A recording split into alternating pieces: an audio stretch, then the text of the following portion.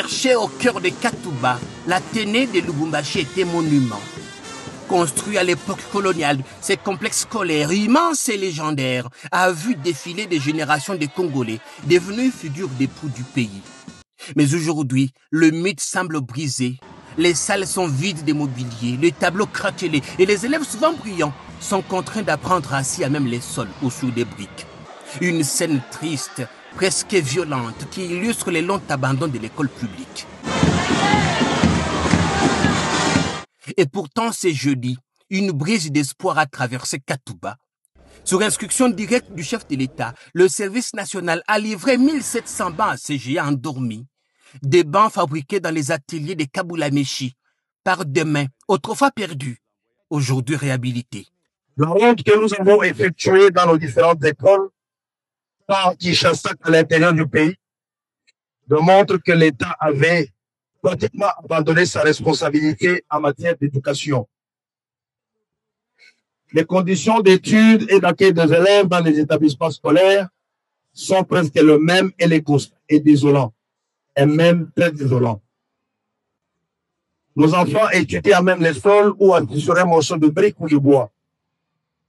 Les salles de classe sont insalubres avec des murs fissurés et décolorés. La nuit a été longue, certes, mais sous l'impulsion du chef de l'État, commandant suprême, Félix Antoine Tshisekedi Tshilombo, un nouveau jour est en train de se lever. L'Athénée revit. L'histoire ne s'efface pas, mais elle s'écrit à nouveau. Car ici, on a compris qu'on ne bâtit pas une nation sans école. Pas d'école non plus sans mobilier.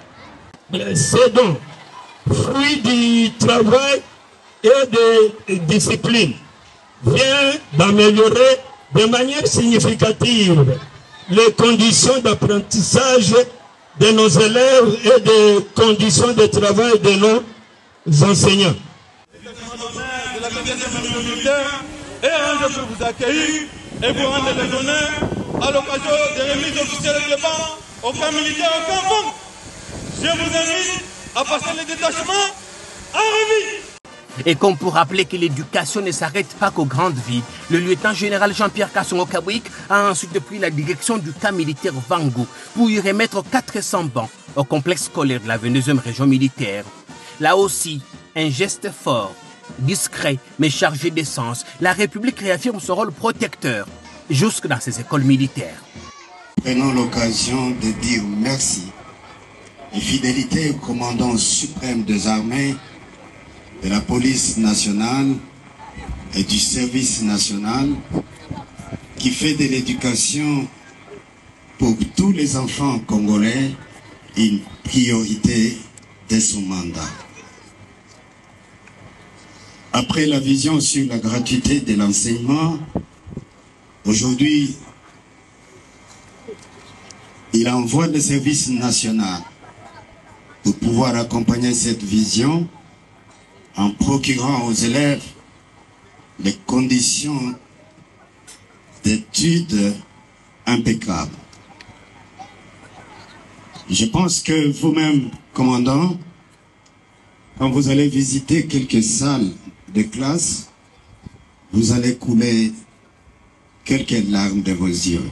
Derrière ces actes, une vision s'affirme, celle d'un État stratège qui place l'éducation au cœur du redressement national. Car ici, à Katouba comme à Vangu, une vérité s'impose. Le développement n'est pas un luxe, mais c'est un droit. Et ces droits commencent toujours sur un banc d'école.